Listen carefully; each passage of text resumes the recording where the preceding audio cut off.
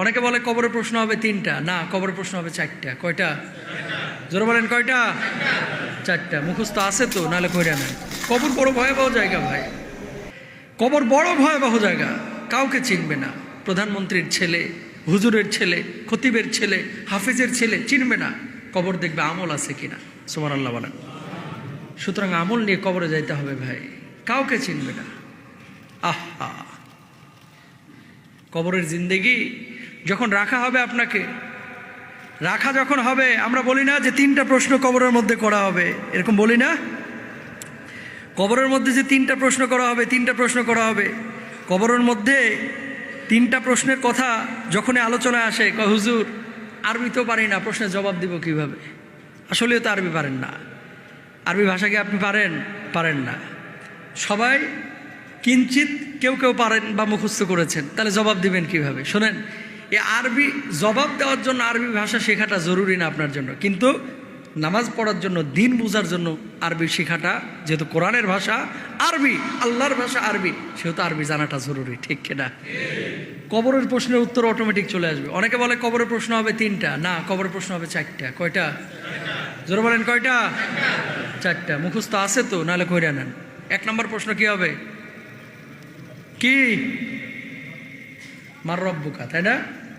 মার রব্বুকা, মান মানে কে? মান মানে কে? রব্বু মানে রব, কা মানে তোমার, মানে কে তোমার রব। ভাঙে ভাঙে অর্থ করলে মার রব্বুকা আমরা এক কথায় বলে ফেলি, তোমার রবকে। ঠিক কিনা? তো আমাদের রবকে, আমাদের রব রব্বে আল্লাহ, তাই না? তা আমার রব হচ্ছে আল্লাহ, রব্বুন আল্লাহ। আমাদের রব হচ্ছে কে? আল্লাহ। 2 নম্বর প্রশ্ন কি হবে? মা দিনুকা, দিন কি? জোরে বলেন ইসলাম। ওমান নাবিয়ুকা, নবীকে মুহাম্মদ রাসূলুল্লাহ সাল্লাল্লাহু আলাইহি ওয়াসাল্লাম অথবা আল্লাহর নবী সাল্লাল্লাহু আলাইহি ওয়াসাল্লামকে সামনে পেশ করা হবে। মান হাদার রাজুল, এই ব্যক্তি কে? যখন আপনি বলবেন ইনি হচ্ছেন সর্বশেষ নবী মুহাম্মদুর রাসূলুল্লাহ সাল্লাল্লাহু আলাইহি ওয়াসাল্লাম। এরপরে চতুর্থ যে প্রশ্নটা আপনাকে করা হবে, প্রশ্ন করা হবে ওমা ইদরিকা, যে এটা তুমি কিভাবে জানলা, এগুলো জানলে কিভাবে? সে বলবে করাতু কিতাবাল্লাহি ফাআমানতু বিহি ওয়া সাদ্দাকতু, এগুলো আমি আল্লাহর কোরআন পড়ে জেনেছি। অতবার বলা হবে তুমি সত্য বলেছ। আর যখন এই ঘোষণা হয়ে যাবে, ইয়া আইয়্যাতুহান নাফসুল মুতমাইন্না ইরজিই ইলা রাব্বিকি রাদিয়াতাম মারদিয়্যা ফাদখুলি ফি ইবাদি ওয়াদখুলি জান্নাতি। সুবহানাল্লাহ বলেন না? কোথায় চলে যাও?